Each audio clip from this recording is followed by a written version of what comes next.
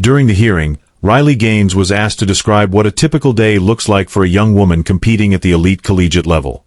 Gaines explained that she began swimming at the age of 4 and dedicated 18 years of her life to the sport before graduating from college at 22.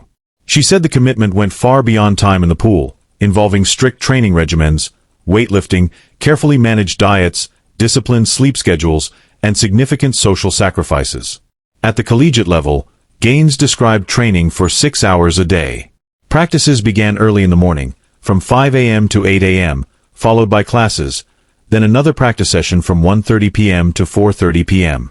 She said athletes often ate dinner as early as 5 p.m. due to exhaustion, spent evenings icing injuries and completing schoolwork, and repeated the routine daily.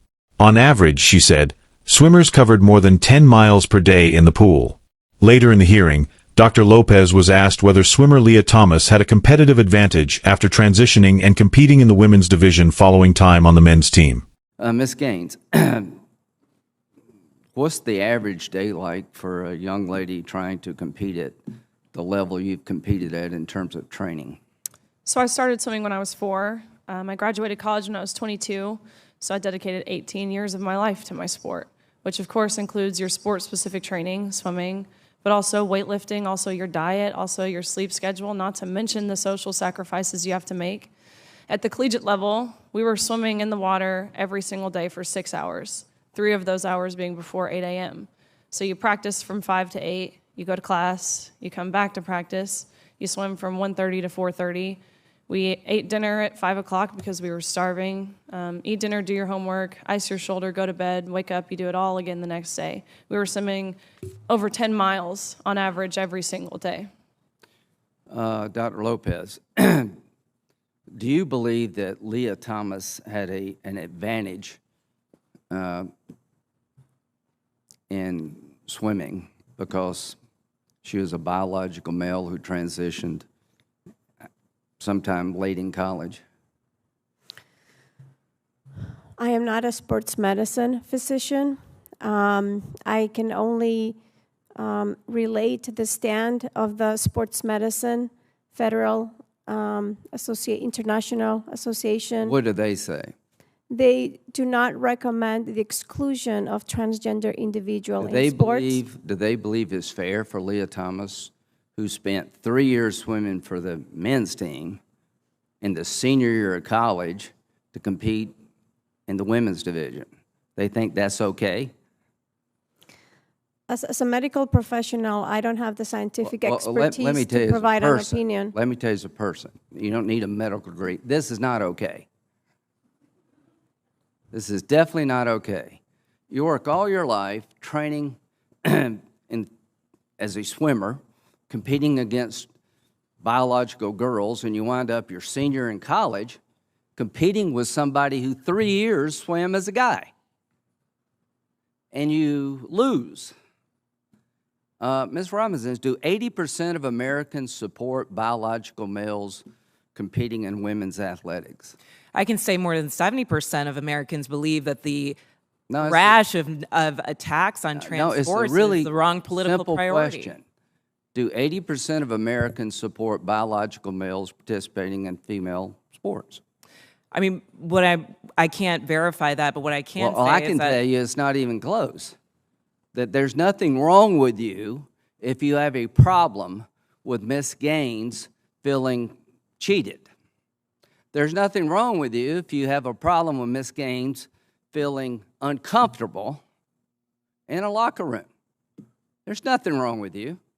Now, we'll sort this out as a nation, but this idea that something's wrong with her because she feels cheated is absurd. You have every right to feel that way.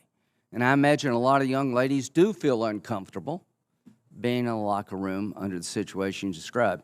Mr. Sharp, what's the purpose of your organization, and what's your message to America? Yeah.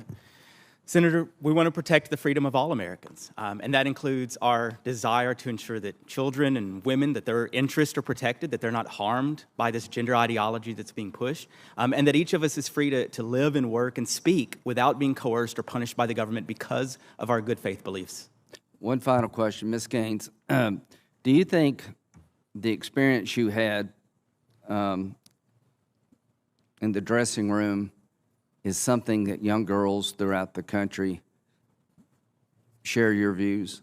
I get messages every single day from girls of all over the political spectrum. We mentioned this issue being politicized. This is not politics for me. This is a real life issue, and I want to put it on record. I don't believe trans athletes should be banned from sports. That's the rhetoric that's being pushed from the opposition.